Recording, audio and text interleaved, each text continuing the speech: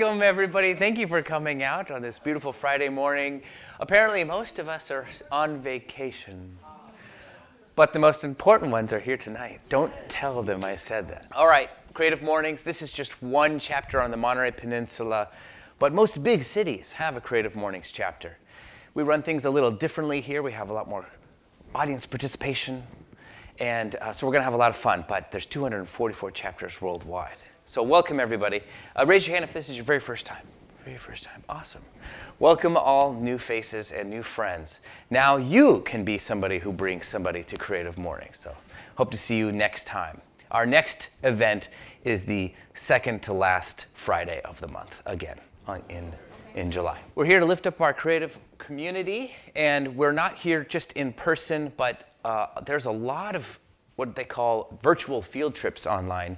And there are 13,000 talks uploaded to the Creative Guild website. And since you registered here, you are now on the Creative Guild, and you can sign up for any of those free talks. Some of them are, sign up for the ones that are upcoming.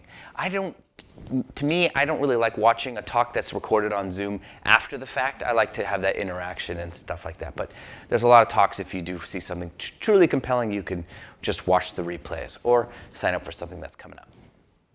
All right, my name is Mike Buffo. I'm a fourth generation Monterey Sicilian.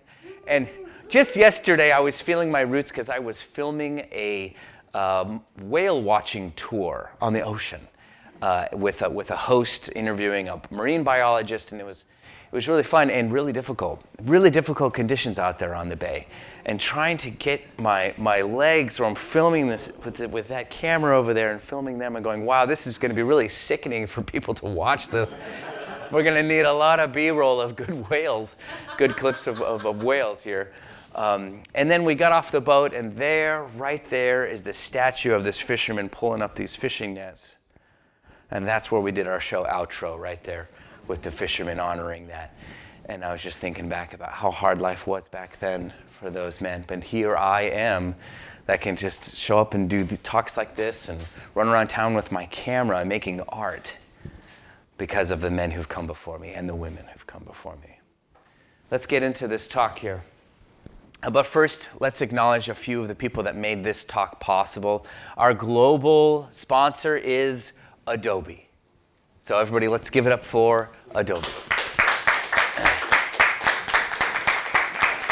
They believe in the mission of Creative Mornings like I do, and we're so grateful for their support. And if you have an Adobe Cloud account, you might have free access to their really fun software called Adobe Express, and all their suite of Adobe software. So check out their software and give them some love. Also, House of 8 Media is my company, and we sponsor the editing of this show. And our home here is Wave Street Studios, Rhett and Judy Smith. Just a few updates about Wave Street. They have a new website that is up and running, and you can check out their prices for renting this space. You can see what's on the menu in their cafe with some bakery treats and things like that. You can see what the unique things that they bake up that Judy bakes herself. And a lot of other resources there. So if you're looking for any information about how to have your event at this space, you can check that out. And just a word of a disclaimer, today they've got a wedding here, a ceremony and a reception all here in one place. So when we finish our program, we're gonna wrap it up and take the conversation outside. And again, our monthly sponsor is Monterey On Tonight with Gary Morris. Come on up here, Gary. Come on up here, and can you give him the microphone for me? Anyway, let me tell you why I did what I did to help Creative Mornings. Number one, I think what Mike put together here, and before him, Danny, this is the greatest thing that Monterey has going. It really does put people together, and that's the name of the game, connecting. And because I'm doing a TV show, it's all about connecting. It's getting people on television, and then we load it up in the cloud, and it's there forever. And I'm having the time of my life by doing this. I started in TV at 17, and here I am at 85 doing television. And thank you.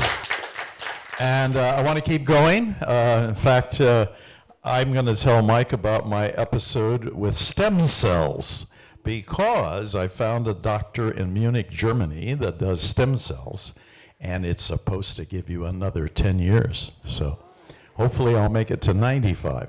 At least that's the plan. Okay. Anyway, thank you for the opportunity to be here. Thank you, Mike, for letting it happen and for making this happen. And we need to get more people. So everybody next month, bring somebody with you. Bring a friend that is creative with you. I want to see all the seats filled next month, okay? Thank you, Gary, for such sweet honey. Doing Creative Mornings is a lot of work to get the registration portal going and just all the technical stuff. If any of you have 10 minutes per month, I could give you one task to do that would really help. So just see me after today's program and let me know if you're retired or if you've got an extra 10 minutes. You could do one thing that'll help get more people here. They're very small things and it'd be great to have some more help. Okay, today's theme is punk. Yeah, with all the rebellion going on in our country right now. I think it's so appropriate that this month theme is punk. And they pick these themes way in the past, like many, many months ago, like last year. And this just happens to be this month is punk. So to introduce this theme is a young entrepreneur who, he's got the clarity of vision and the stage presence of a career performer. And that is a recipe for success. And you'll see for yourself when I introduce Noah to the stage. Good morning, everybody. Good morning, Creative Mornings, and happy Friday. My name is Noah Reeves. I am the owner and roaster for Smooth Coffee Company out in Sand City, a new coffee company whose mission is to make modern coffee accessible to anyone. And I am a punk. Or at least I've punked myself into thinking I'm a punk. I'm not a very punk though, you know? I mean, punk means a lot of things. It's a genre of music. It's a fashion style. It's an attitude. It's no skateboarding signs and groups of kids that don't want to go home. And it's definitely security guards yelling at those kids. Hey, you punks, you don't belong here. Punk as a noun is a lot of things, but I find punk as an adjective to be a really interesting word. When used this way, it's an admonition. It's a demeaning or infantilizing description. And most often it's used to describe someone who, in the opinion of the speaker, doesn't belong. Over time, the kids that were being yelled at by those security guards, they took the word punk and they reclaimed it. They embraced it and turned it into an identity.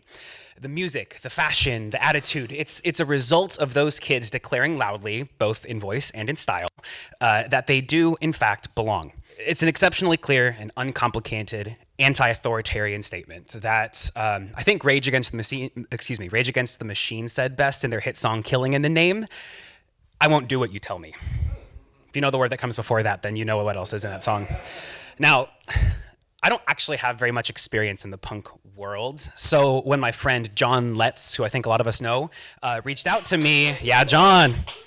When he reached out to me asking if I'd like to be the introductory speaker for the day, presenting and introducing our keynote speaker, he asked if I identify with the word punk at all. And I don't. I really don't. And I told him as much, but I'd love to give it a go.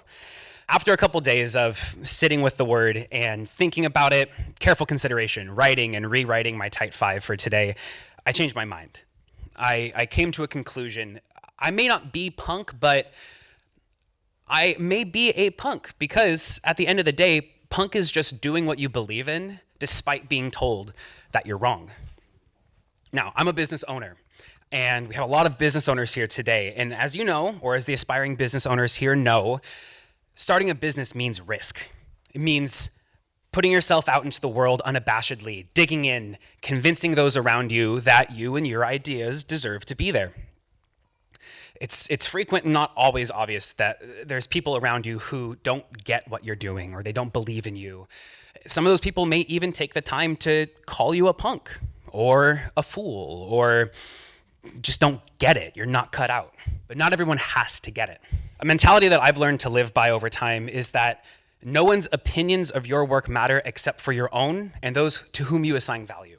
No one has to believe in you except for yourself and those who you trust. You have everything you need to succeed. So, assuming that you believe in yourself and the work that you're doing, the question then remains, why are you doing it? Sure, some punks will go and grind a rail in a mall just because it's sick and they don't really care about what people think when they're out there, but that doesn't fly for operating a business. In my opinion, when the why of your work is built on the belief that what you're doing will better your community, innovate in your industry, and challenge every other business in your area to keep up with you, then you're a punk. Not because you don't belong, but because you're challenging the status quo in a way that cannot be ignored. So, a friendly reminder to wrap up my time for today. Remember to frequently take the time to come back to the why of what you're doing, what it is that you love about what you do, and look forward to the days that somebody does call you a punk.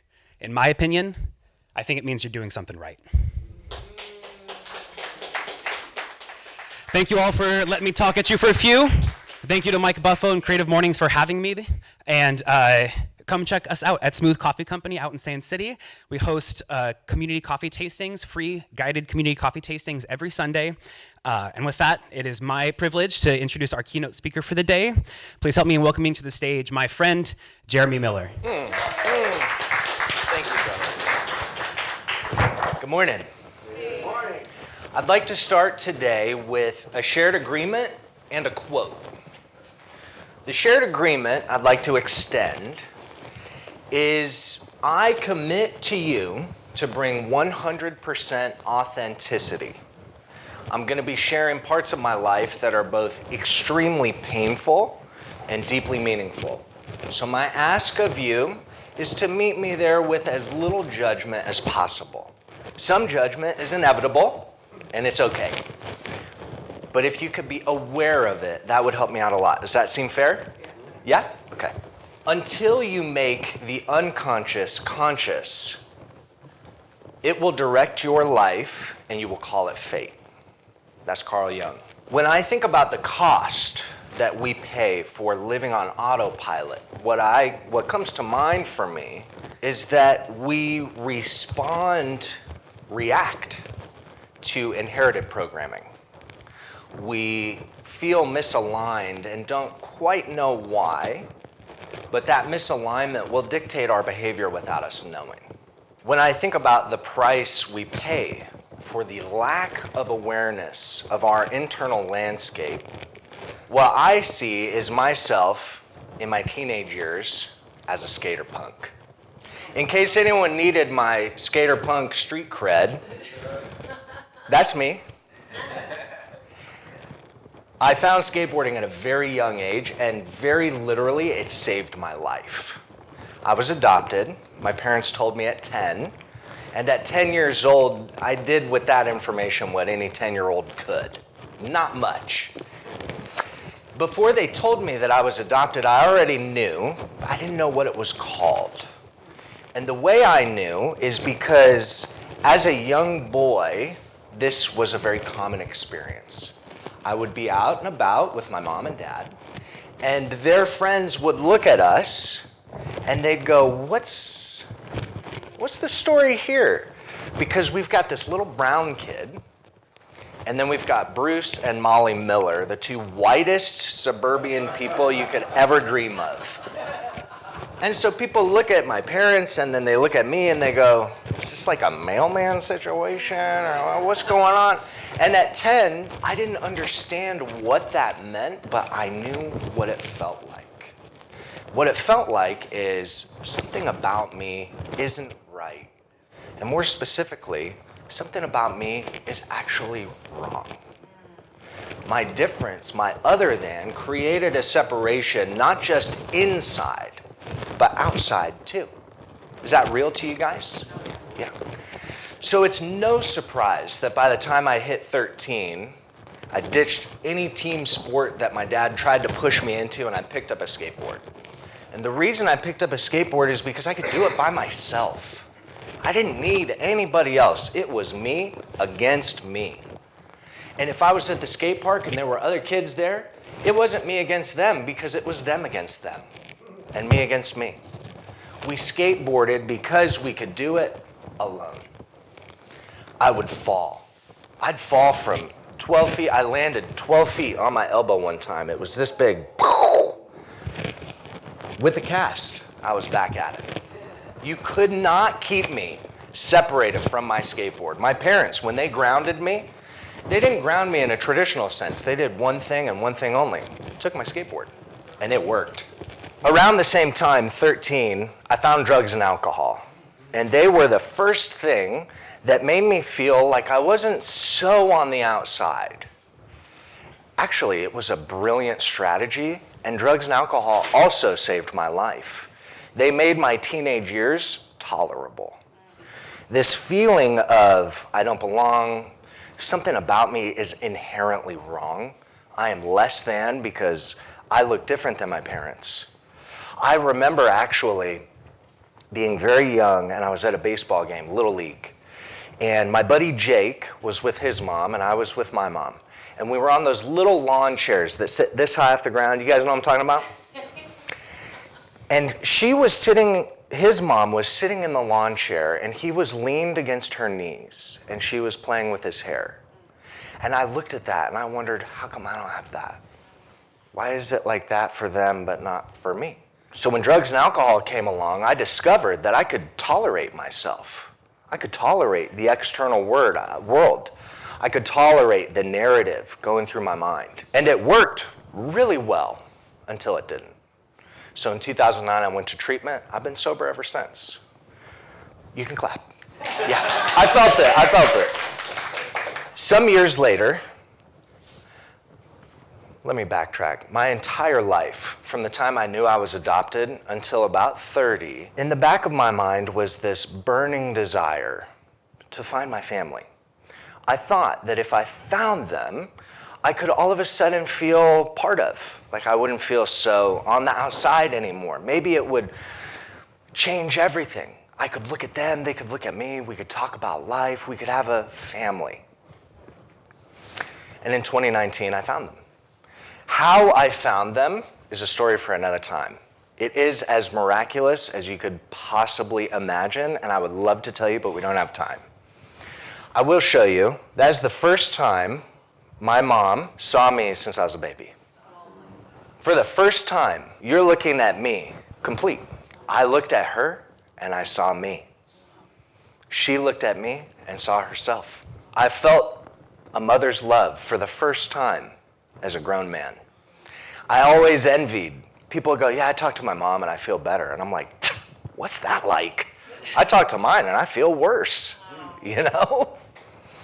The day after this picture was taken, she told me that she had MS and that it was a pretty moderate case. And I broke down in tears. My concern was, oh my God, I just found you and now we're out of time. And she put her hand on my arm. And she locked eyes with me, and she said, Jeremy, it's going to be okay.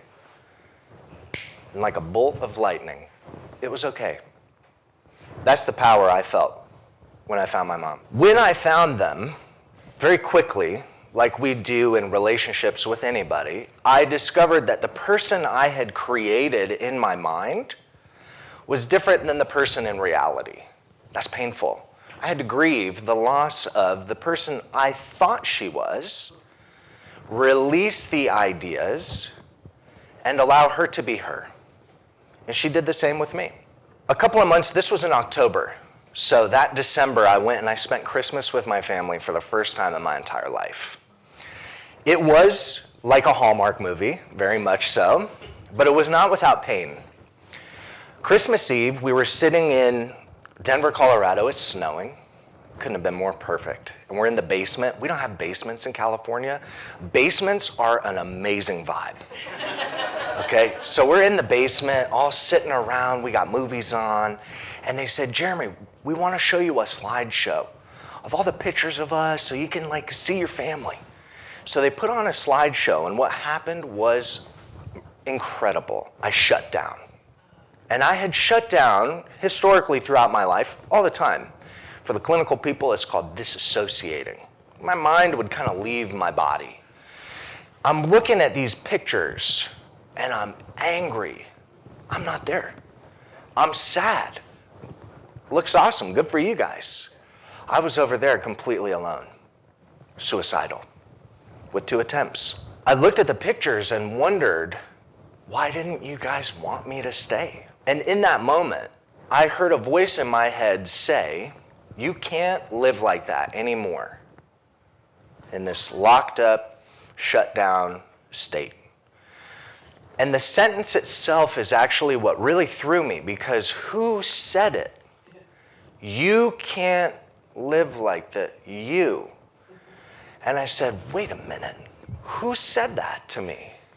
So I started to think, and I recognized that there were parts of me feeling different things at the same time. And that it was so much, it was so intense, and it was so loud that my body would freeze. So I'm stuck on the couch looking at these pictures of my family that I couldn't have been a part of. And I'm watching all these thoughts and feelings. And I started asking myself, who feels that right now? Now you might wonder, what does that have to do with punk rock? Of which I am of age, by the way. I thought my entire life that the rebellion was external. I was the person running from security guards, spray painting. I see a beautiful concrete ledge like we have outside, and all I can think is, I want to trash that thing. I want to grind it to death. I thought for a long time that punk rock was anger. If there was screaming, yelling, shouting, put me down for 2, I've got it, right? What I've come to realize now that it was actually despair. It was despair. I was very lonely. And the I in that sentence is a part of me. What I came to realize is that through my work in behavioral health, I work in mental health and addiction treatment, so I help people feel better and get sober. There are 10 billion books on what's wrong with us. And not a single one that I've read has taught us how. And that's frustrating for a guy like me. I have ADHD to the frickin' max, right? And I need to understand all the little intricacies of something so that I can influence it. Either way, what I came to was what I call the core 3. 3 core parts of self. Now, there are modalities in mental health, like internal family systems, that deal in parts work. What I found challenging about traditional modalities is that they're too complicated. I need simple.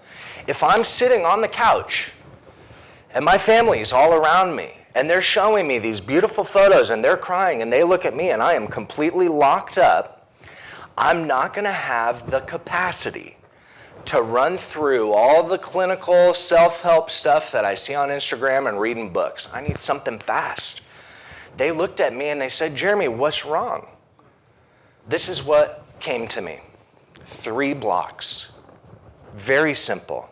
Younger self, ego self, and aligned self. In a nutshell, younger self sometimes is referred to as inner child. We're talking about punk, who's got teenagers or has had teenagers. How much do they appreciate being called children? Not much. So if I'm referring to a part of me in the past, but I refer to it as a child, I'm disconnected. It wasn't a child. It was my inner teen. Well, what if he was 20? It's my inner 20. All of a sudden, it's complicated. Younger self is me at any time before today. Ego self, a little more complicated. There's a lot of definitions for ego. There's a lot of different perspectives on ego, and I hold them all with the same amount of value. Ego self, to me, is the narrative in our mind that is built of ideas, concepts, feelings that were given to us, but were never ours. The ego is the voice in your head that says, Jeremy, you're good enough to get up and speak, and also says, Jeremy, you're not. The idea that we want to take ayahuasca so that our ego dies. What a funny concept. Only ego would want ego to die. And funnily enough, people that come back from ayahuasca trips and tell me, Jeremy, my ego's dead. I said, that sounds like a very egoic statement. I hate to be that guy, but that's kind of ego. I didn't go to school a lot in high school. I was a skater punk. I was too busy fucking around. My vice principal pulled me aside one day and she told me, Jeremy, I see little to no character in you.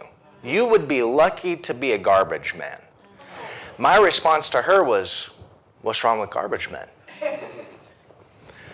The idea stuck with me, even though I know it's a vice principal, dude. And I said plenty of FUs and this and that, but the idea stuck. Ego self. There's a part of the brain called the default mode network. We're not going to get into it because of time, but it is essentially the pieces of your brain responsible for thought, storytelling, both future and past, and they run on loop. There's a default, and we're going to get to that. The aligned self is the me that stands before you that has done the work. Okay, so when I think of my aligned self, I think of me at rest. When I am at my best, when I can discern which voice is talking, I am witnessing it through my aligned self. So that sentence, you can't live like this anymore, was my aligned self talking to the other two. Simple, right? So what I want to do is I want to take 3 minutes. We're going to take 3 minutes and we're going to do two things. The first thing we're going to do is I want everyone to think of a default narrative, okay? Let me give you an example. For me, my default narrative that shows up in all the things I do is that I'm not good enough, but one day will be. The more people I help get sober, the more people I help with their mental health, the more people I speak in front of, the closer I get to fixed. If I asked Monterey, what's your default, Monterey? It would say 65 and partly cloudy, right? So my question for you guys, and this is an internal process, the question I pose to you is swim around gently and pull down a default narrative. That's all we're going to do. And once you have it, signal to me that you do. Give me a wave or raise your hand. Question? No. Okay. Signal to me, raise your hand, give me a wink, something to let me know that you've found one. Sound good? Anybody need help with the prompt? Okay, go fishing. You got it? Got it? Awesome. Got him? Got one, Noah? Awesome. Awesome. Very good. Okay, everybody got one? Boy, that was fast. Why do you think it was so fast? They're always there. Beautiful. Yeah, been around forever.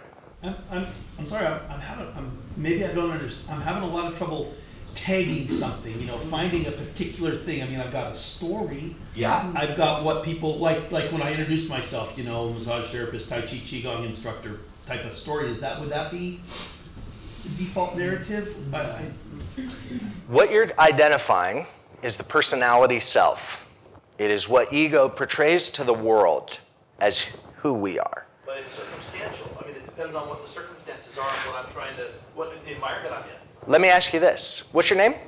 Mark. Mark, if we go back to early childhood, adolescence, let's call it 10 to 17, what was something that was told to you that you maybe still hold on to? I was the fat kid that always ate everyone's leftovers. And what did that create for you? A sense of needing to do everything myself. There we go. There it is. Okay, thank you. Now here's what we're going to do. Everybody still got yours? Still got the narrative? Whose is it? What part of you holds that narrative? Let me know when you've got it. Okay? Good. Good. What we did just there is cultivated some awareness. The route to the subconscious is awareness of our core parts. It is the fostering of connection. It's hosting a dialogue where the different parts of ourself can see each other. So for example, if I am observing my narrative that I one day just may be good enough, I know that my younger self was told something along the line to create that idea. If you go talk to a 5, 6, 7, 8-year-old, they do not have narrative. If I asked a 7-year-old, hey, what's the one thing you just absolutely hate about yourself? They won't have an answer. I bet we would. We are programmed to believe the ideas we have. But the brain thinks the same way the lungs breathe. No breath is better or worse than the last. No idea is better or worse than the last. Like our breath, is fleeting. We don't pay attention, but it's controlling us. So what do? We pay it the attention it deserves. And what that looks like is what we just did. We have a thought, an idea, some discomfort, and we go, ooh, what part of me felt that and why?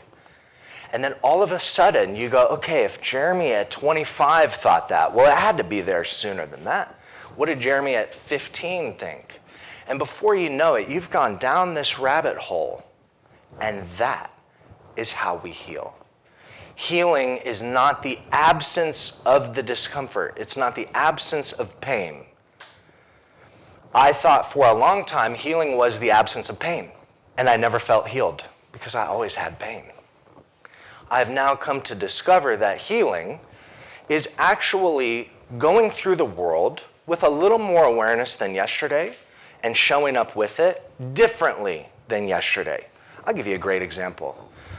My younger self was very often told that I was too loud, too much, too boisterous, too crazy. So I made myself small, as small as I could. I didn't say much. My younger self learned that talking in front of people, dangerous. And my ego creates a lot of stories to keep me from presenting in front of people because it's dangerous. Ego is often villainized, and I think it's ridiculous because without egos, we would not exist. We evolved with ego. Is the only reason we can do all the amazing things we do as artists. Healing is observing that in my younger self and opening this talk with a shared agreement that I'm anxious and you guys are okay with it. That's healing. I just proved to my younger self, hey, Jeremy, if you tell people that you're nervous and you open with that, they soften and you're okay. My younger self just witnessed the idea my ego self had that this is dangerous, proven wrong. You guys following? Yeah. This little game that I play, block to block to block to block, may sound a touch like rumination, and it can be. Rumination is spiraling around an idea, believing its truth without forward motion. So I picture myself in a chair, just kind of spinning around. Oh my God, I suck, I suck, I suck. Witnessing is without judgment. We watch the judgment come up. I'll go, God, I suck. And I'm like, ugh. Let it go. Witness. Name it. That to me is healing. What I want to leave you guys with is two things. Number one, we are talking about a massively complex yet infinitely simple topic of how we heal ourselves from the inside out. That's tough to do in 30 minutes. My hope for you is that with this framework, it's a little easier to witness yourself with the goal of understanding. When I meet my younger self and I lock eyes with him and I tell him exactly what he needs to hear to absolve his pain, adult Jeremy feels the benefit. Only adult me can talk to younger self me and know exactly what to say. There is nobody more qualified on earth to facilitate your healing than you. So what I want to leave you guys with is 3 blocks. For me, these are the symbols. A sapling, ego trapped, alignment. what would they be for you? So homework or growth work. What's the one thing people want to do with homework? Nothing. So your growth work is going to be deciding, drawing, writing about, reflecting upon what each block is to you. Taking that, fold it in, and may your processing be amazing, full of joy and pain and non-judgment. To me, punk rock rebellion is this. If everybody in America and around the world took 10 minutes and asked themselves, what part of me is saying this crazy shit? I wonder what it would do for our current climate. I feel like we've created a shift right here this morning. So thank you guys for having me. Thank you, Mike. And what I'll say, I guess, is not bad for a bunch of punks, huh? Thank you, guys. Thank you. Jeremy, thank you. Thank you. Wow. Thank you. God, I think the world needs more Jeremy out there. Thank you. Thank you. We're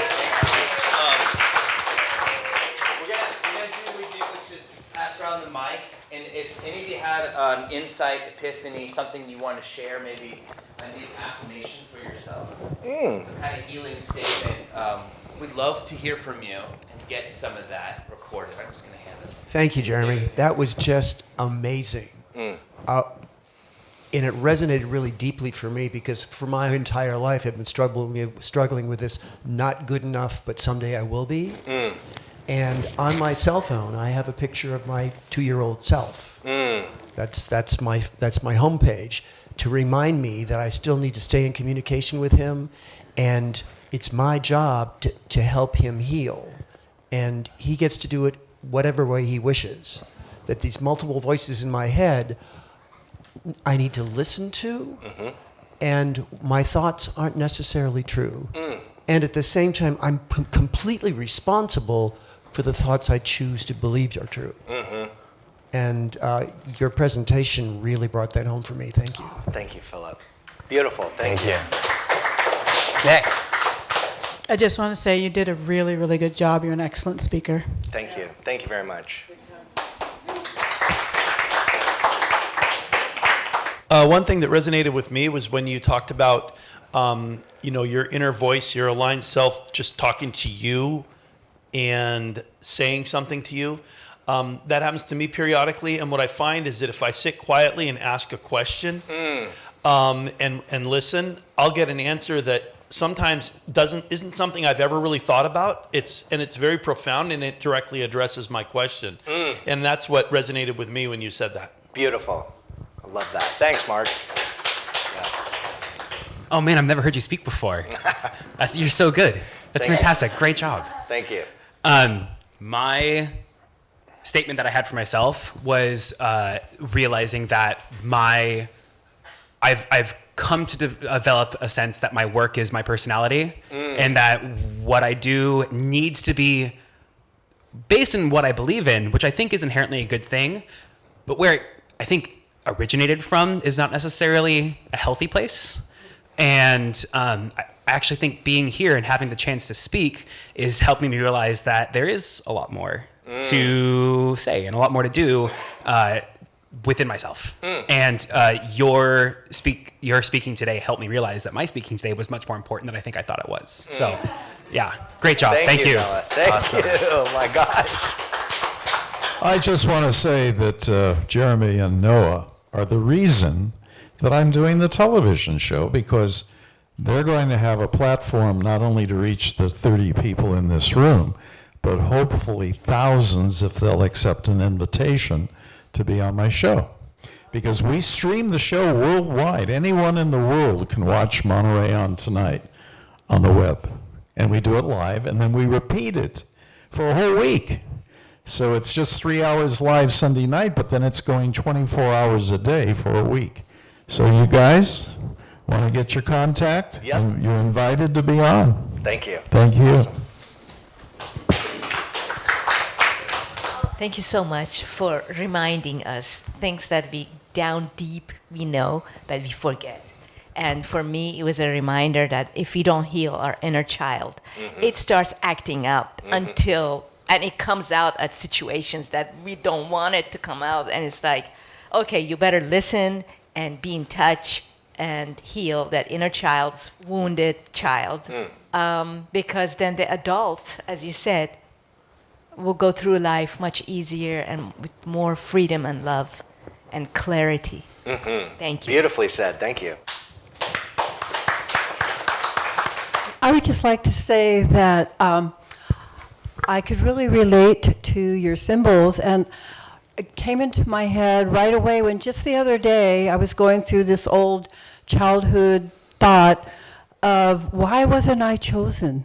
Why did you choose them and not me? There's something wrong with me, and it's been recurring in other groups. And then a voice just came in and said, it's because it was about them. They didn't need what you had to offer. It's not about you. And anyway, so just thank you for reassuring me that my aligned self is doing a good job. And of course, I wrote it down right away, too. There we go. And I have a lot more writing to do today. So Awesome. thank you so much. We're going to do community spotlight in a moment, and then we're gonna wrap this up and take the conversations outside. But you know, I just want to say how important that we work on ourselves. And parts work that I'm summing up, I'm calling it parts work. I don't know if you call it that. That's fair. But I've done some parts work, and it's very effective. To think about the parts of myself that are talking and ruling my life in unconscious ways is really effective. And it bridges the gap from me to others. And punk can be so divisive, you know, it's me against the world or me against myself. And this is a way through that.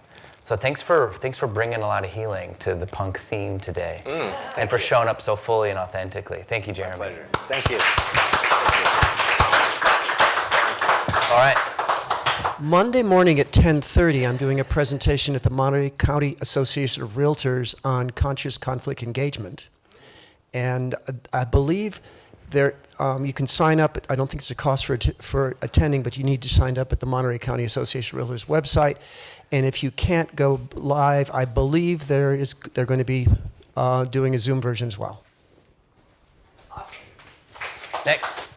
Hi, my name's Mark Angel, and I'm teaching now every Tuesday at noon at the Center for Spiritual Awakening over on Central Avenue, 522 Central Avenue. I'm teaching a Qigong class. It's a self-healing through movement. So if you want to do some movement that is specifically geared towards self-healing, physical, emotional, spiritual, and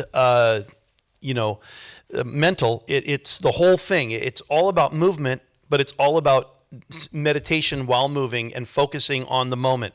When you sort of put to rest for a moment your delinquent subpersonalities and just be present in the moment. Hi, my name is Azadeh, and I'm an artist, and currently I have an exhibition at Sunset Center, Marjorie Evans Gallery, with 35 paintings. If you're interested, it will be up until this weekend. What's the name of the exhibit and what kind of art? It's abstract impressionist, and what is it called? Yeah. It's color of Paradise. Yes. I forgot. Sorry. It's been up for 2 months, so it's basically the last few days. Yeah. My name's Adam Gordon, and this is my first time here. So before I get into my bit, I have a couple questions. Who here likes to laugh? Who here likes to have fun? Well, a week from tomorrow, at the Lighthouse Cinemas in Pacific Grove, my troupe, the Monterey Comedy Improv, is putting on a show. I invite you all to come down, have a great time. It's the cheapest and funnest $25 you'll have in Pacific Grove on a Saturday night. 7 o'clock. 7 o'clock, Lighthouse Cinemas, MontereyComedyImprov.com will lead you to tickets, and it's a week from Saturday, week from tomorrow. 28th. Hello, I'm Shannon, and I am here to put in another plug for the Monterey Peninsula Barter Fair. We have our next event, a third event on the peninsula tomorrow, so a little short notice. It's in Marina at 11.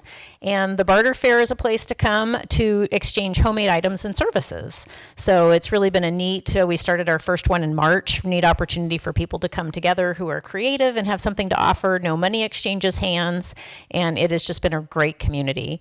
So look for us on Eventbrite if you want to find out about our future events. We'll be doing a couple more before the end of the year. Monterey Peninsula Barter Fair. What's the location? This one is at the Marina Library, 11 to 1 tomorrow. Just want to take one moment again to invite you all out to the roastery sometime for a coffee tasting every Sunday at 10 a.m. Or if you'd like to find Smooth Coffee Co. around, you can visit any of our wholesale partners. Currently serving on espresso at 831 Beach Kitchen and Counterpoint Coffee out in Seaside, as well as on pour over at Happy Girl Kitchen here, or just over the hill in PG. Yeah, thanks y'all. Love Happy Girl. All right, I have an announcement as well. Oh, did you want to go first? Come on, go first. I'll close it. I just decided right now. I didn't bring any posters, and I didn't plan this, but I offer singing. Part of my spiritual path is I lead songs with movement, and I'm offering the Dances of Universal Peace next Sunday at the Yoga Shala at 1 o'clock. And it's where we sing, phrases are taken from all spiritual traditions from all over the world. And then we do movements like circle dancing, and it's just a wonderful experience. And if you want more information, I have some cards, or just give me your email and I'll send you an invitation. And I'm Karen. Thank you. Next Sunday. Dancing for Universal Peace is really fun. It's very peaceful. I highly recommend it. I've done it before. Okay, I have a brief announcement that the film that I made last year has gone through post-production and has been packaged for national distribution on PBS. It's called Condor Canyon. Thank you. It's a fun movie about our Big Sur flock of condors called Condor Canyon. So you can look it up on PBS Passport, or you can find our member station here locally, and you can watch a 1-hour movie about how these birds have survived forest fires and lead poisoning, and we followed 3 nesting pairs of birds. And it's really exciting. It's a really moving movie. Everybody seems to really like it, so I hope you like it too. Condor Canyon. Okay, check it out. All right. Yes. Thank you. Yeah, that was fun. Maybe we'll do another screening soon. All right. Next month it's the second to last Friday of the month in July, and our theme is mentor. We don't yet have our speaker booked, but we're actively looking for one for mentor, as well as the other months coming up here before the end of the year. So if you have any speakers in your life, please send them to me, okay? Thank you very much. That's it. Have a good day.